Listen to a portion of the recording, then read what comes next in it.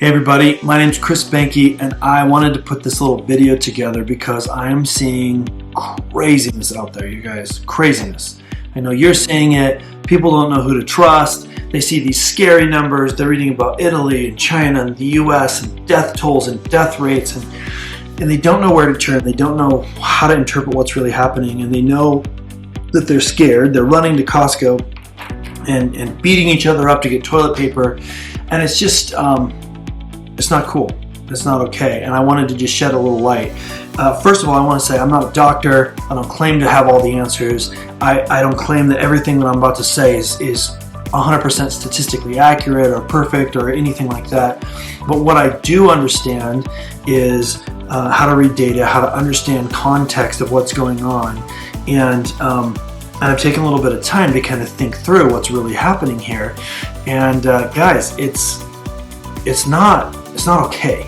And so a couple things. First of all, you got to understand that where the primary drive for the fear that we're seeing is driven by news media. It just is. Sorry, it is actually. If you don't understand how the industry works, it's very simple. It's an industry that runs off eyeballs. How many people are watching the media? That dictates how much they can charge for ads. The ads are played, and that is how the news media actually makes its money. It's a business. It's a business. It's a business that should have better ethics, but it's still a business. You got to understand, they need to create news that sells enough for people to watch so that advertisers will pay. It's that simple. It's that simple. And if you don't know this, the truth is, you can look at any statistic out there on ratings, and for the past 45 to 50 years, the news industry on cable television news has been going down rapidly. Media organizations have gone out of business. They're all evolving. They're all trying to figure out how to deal with the reality of people not trusting them, not watching them as much. They're hurting. They're seriously hurting. And because of that, they take every opportunity they can to get their ratings boosted and stay and survive. When bad stuff happens, they report it. They will use psychology. They actually have teams of people that figure out how to write the headlines to make people the most scared possible so they click on it and share it on social media. It's just the reality of it. Take a look at this Drudge. I just grabbed a screenshot from Drudge. I'm filming this on March 20th, 2020. So, you know, that, just to give you context. Just look at these headlines here. I mean, guys, these headlines, right? Like, shock moment when wheezing man collapses on subway. Top New Jersey health official says everyone will get infected. Lab supply shortages, everyone will get affected. LA gives up on containing, tells doctors to skip testing. Guys, you see what I'm saying here? And it doesn't take a scientist to pop over and look at what the actual, headlines are in the news industry for ratings and look at some of this stuff. Right? Just look at some of these, right? Fox News finishes #1 for primetime coverage on COVID-19.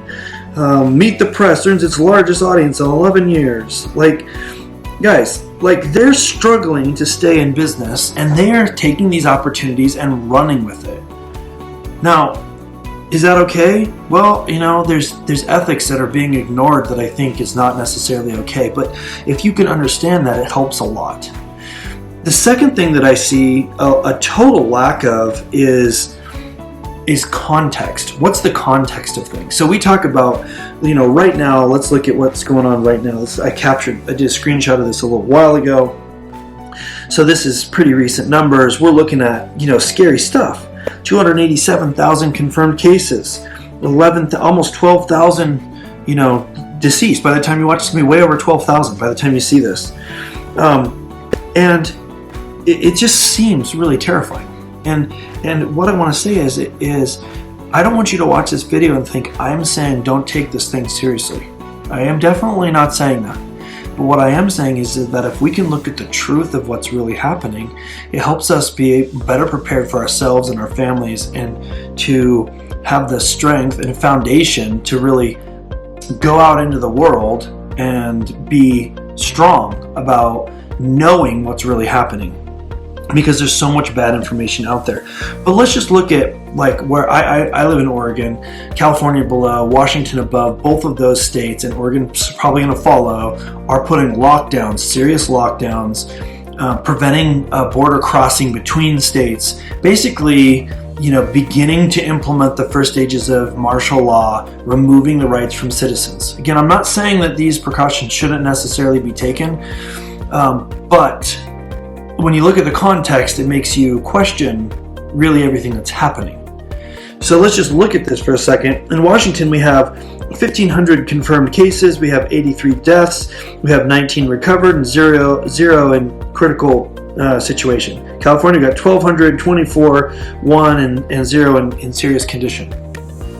So does having 1,200 confirmed cases and 24 deaths necessitate closing down the border? Well, some people are like, oh yeah, absolutely. We got to stop this thing in its tracks. Well, what you got to understand is we have 287 confirmed cases, 287,000 confirmed cases globally.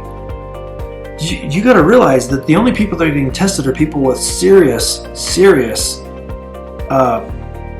symptoms. They're not testing every single person. So this 87,000 number is not even remotely accurate. There are people that can try and use correlations and statistics to try and figure out what it might be. But the reality is that this virus has been out in the world since December, maybe even before that. And the truth is, for sure, there are millions and millions and millions of people that have it. Not 287,000. And the reason we see these radical jumps every day is because testing is starting to come online and people are starting to get tested, and we're finding out that they are testing positive for the COVID-19 virus. It doesn't mean that 10,000 people yesterday got it. Probably 100,000 people yesterday got it. And 10,000 were tested. So, oh no, that's even more scary. Well, is it? Let's look at some context. Let's look at some context for a second. There's this site called Worldometer. There's several sites like this. It's like a real-time clock that tracks, statistics. So I grabbed a screenshot from earlier today. As of that time, 7.7 billion people in the world. 30 million births this year. It's interesting, right? Like, that's a lot of people. If you scroll down to the bottom of this page, there are some sections down here that are kind of interesting. So already this year, we've had 2.8 million communicable disease deaths globally. We've had 106,000 deaths this year, not this flu season, this year, it's not even 3 months, globally, from the flu, not coronavirus, the flu. We've had 1.6 million deaths, children under 5, 9.3 abortions this year, 9.3 million abortions. 68,000 deaths of mothers during birth. We have 369,000 deaths from HIV this year. Are people running around buying up all the toilet paper because of HIV? There was a period of time where people were freaked out about it. Now no one even talks about it. There are many people that actually think it's been cured. It doesn't even exist. Yet 370,000 basically people have already died this year already. 1.8 million deaths from cancer. 215,000 deaths from malaria. 1.1 million deaths caused by smoking. 235,000 suicides this year. 297 fatalities from road traffic. Guys, the point is the context here. Let's look at a little bit more context. Everybody's freaking out about Italy. So I got some numbers from the CDC. Italy's flu season is typically from October to February, sometimes goes into March. And this year they've had 2.7 million people infected with the flu. Not coronavirus, the flu. I mean, that's crazy. That's crazy. The US CDC says our flu season here in this country is from October to February, sometimes goes to March, where it peaks, and occasionally even May, all the way up to May. So typically 31 million people in this country get the flu. 210 to 370, or just under 400,000, are hospitalized every year in this country. Again, that's from October to March, or February usually. So 370,000 people hospitalized in 3, 4, 5 months. That is a lot. Okay, that is a lot. And between 20 and 75,000 deaths in the US alone from the flu. The flu is dangerous. Some people realize this, but most people don't even think of the flu. And I'm not talking about pneumonia. Pneumonia actually kills more people than the flu. So it's just context. Let's look at a study from the International Journal of Infectious Diseases, specifically about Italy. Okay, so this study looks at the periods of 2013-14, 2014-15, 15-16, 16-17. And during those periods, we had, this is deaths in Italy. We had 7,000 deaths, 20,000 deaths, 15,000 deaths, and 24,000 deaths. So just a regular flu season, you know, if we just, I'm just going to eyeball it there, let's say 16,000, 17,000 deaths on average from the regular old flu.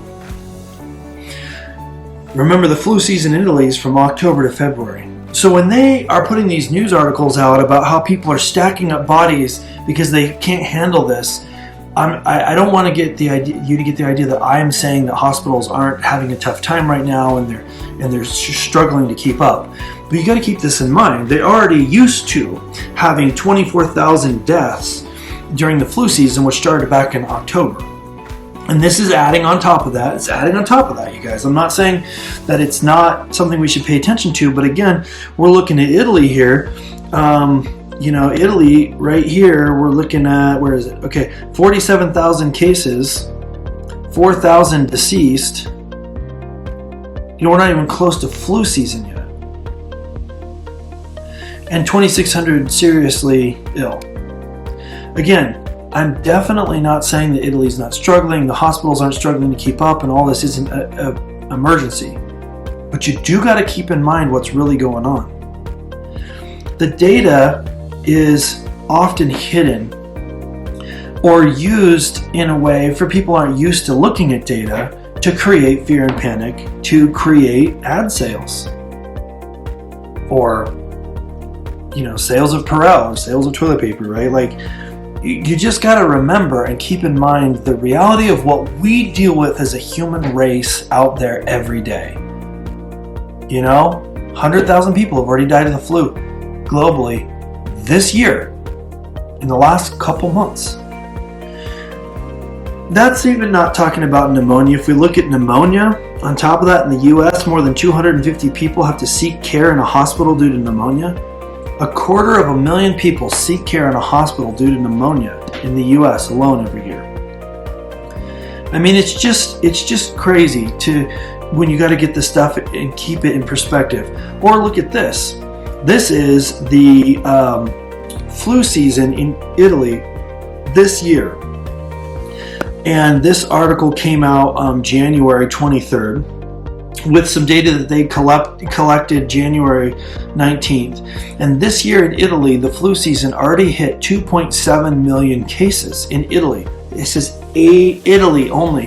When they reported this in January, 488,000 cases in that week alone of seasonal flu. So January hit its peak, and then the flu rapidly dropped off just in time for the coronavirus to rapidly ramp up. And maybe part of the reason that the coronavirus has hit Italy so hard is because people are already compromised with the regular flu. I don't know if that's true or not. I'm not a doctor or a specialist in this, but it's just kind of obvious they're already struggling. So again, I just want to put some context in there. And the last thing I want to do is look at some data. So there's this site, Information is Beautiful. It's pretty cool. I'll put a link in there. They do an okay job showing things. But I just want to point out a few things that are interesting here. First of all, like they're talking a lot about the ages that are impacted. So this chart's really important to look at. People misinterpret this chart easily though. But what this is saying is for everyone that's getting sick, if you look at the age that will die, you're looking at a 0.2 from 10 to 19, 0.2%, 0.2% from 30 to 39, and up to a 0.4% up from 40 to 49, and then of course it starts to ramp up to like 17% for 80 plus. So that means 17 people that are over 80 that get it will die. So out of 117 will die. So that's a pretty scary statistic, but it's actually similar to what we already see with the flu and pneumonia. They're already that high as well. So again, this is just the kind of thing that you need to keep in context. Additionally, if we look at things like this one, multiple conditions increase risk. So only 1% of people are actually dying if they don't have any conditions. But as soon as you've got 3 or more conditions, like 48% of people are dying. So it's going after people that have multiple conditions. Does that mean that it's not dangerous and we shouldn't pay attention?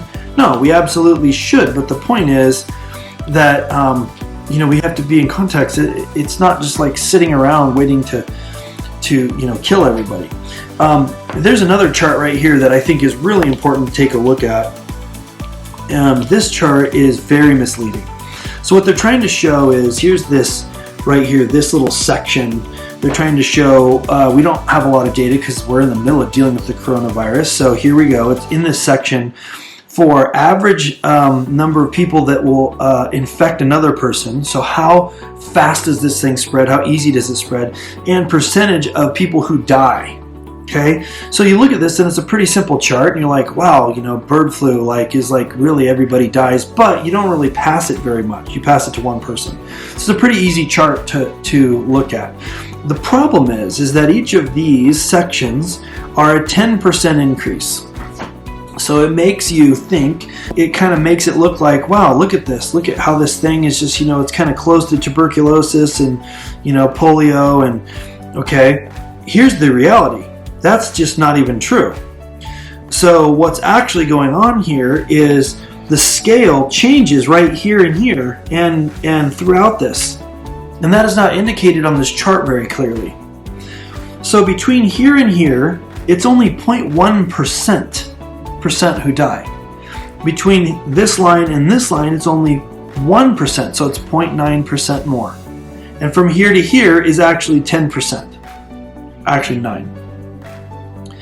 So they're actually putting this span here of about what the average person is going to interpret as a 30 to 40% is actually all under 1. So if you were to take this thing and show it with this same scale as this, all of these dots would all be right here.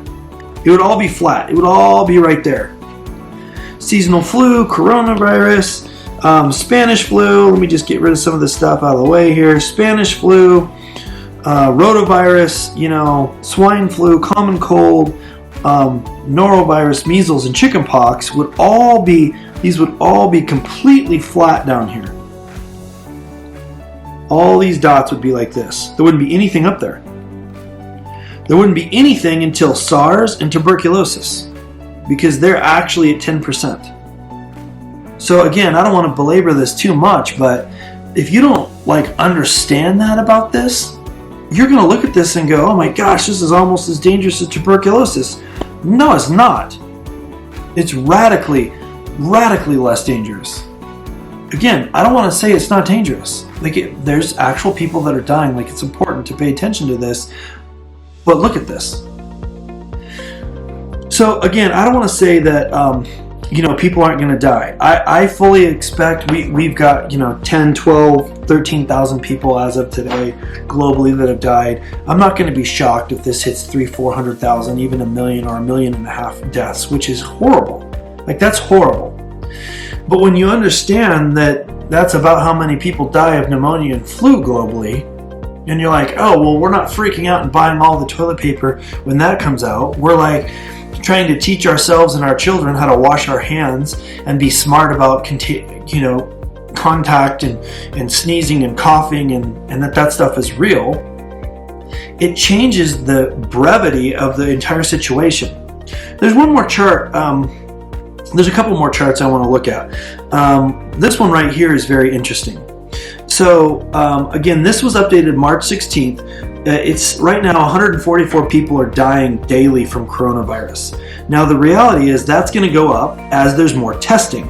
It's not actually more people are dying of coronavirus, it's that our awareness of what's really happening as people are catching it goes up. So I expect this number to go up, but as of right now, it's 144. As of the time when they're shutting down state borders and you can't buy toilet paper and people are freaking out and they're implementing martial law, we've got 144 deaths daily. Globally, rabies kills 162 people a day. So it's a little more complicated than this. I don't want to oversimplify it, but you know, it's more dangerous. Rabies is more dangerous globally than coronavirus. Okay, and I understand the statistics of it and the data and the ramp schedules and the death rates and the spreading and all this stuff. But again, I mean, think about this. It's like, what's really happening? Pneumonia, you know, 2,216 people die every day from pneumonia. And I don't hear people freaking out about it. Here's why. Let's look at this chart right here. This is a very interesting chart. This is a chart that shows during the peak of each of these things, the peak, when they were at their craziest, mentions in the media. So when HIV was at its peak, it was having 69 million mentions. SARS, 66 mentions. MERS, 33 mentions. And look at this crap. Coronavirus, 2.1 billion mentions. Is it any wonder that our headlines look like this? I mean, is it any wonder? I mean, this is why they look this way, because we are feeding this beast of fear with all of our attention, all of our thought, all of our conversations. So my advice is a couple things. First of all, wash your hands. Are you kidding me? Wash your hands. Second thing is even though I really think there are some long-term terrifying implications of our government taking away our freedoms so quickly and easily, and us as citizens so quickly and easily giving them over, there are some long-term implications that are pretty scary about that. But at the same time, I also do believe that we need to follow the rules that are being put into place. Let's follow the rules. Okay? So follow the rules. Don't go vigilante crazy stuff. Don't hoard things. Help the people around you. If you've got extra supplies and someone else can't because they don't, because maybe they planned poorly, but help each other out, okay? It's not a period of time where we should be at each other's throat. Thirdly, learn and understand how to actually read this stuff and put things into context. And remember, we have almost 8 billion people on this planet, and there's a lot of disease, there's millions of abortions every year, there's millions of deaths, there's hundreds of thousands of suicides. Let's let maybe this coronavirus wake us up on some of these other topics and some of these other issues that are real issues, social, economic issues that we need to be paying attention to and going after. So let's pay attention to that. And I would say the last thing is stop watching the news every day. Just stop watching the news every day. Find a couple of sources so you know what's going on. Make sure you have the ability to hear from your local government, and stop watching the news. If you're in an area where you're supposed to be staying inside and self-quarantining, things like that, spend the time with your family. Maybe read some books, maybe write a book. But stop freaking out about the end of the world. Spend a little bit more time thinking about and caring about some of these other issues that I brought up today. And make sure and look at the reality of the data. And when you see the news headlines and you feel the fear and anxiety starting to creep up inside of you, just take a step back, take a breath, spend some time praying about the situation, talk to God about it, get some real data. And if you don't know how to understand something, find out and talk to an expert. Not somebody that says they're an expert, but an actual expert on how to interpret data and numbers. Now, in the meantime, just be smart and wash your hands. Let's stop being foolish about this stuff. That's it.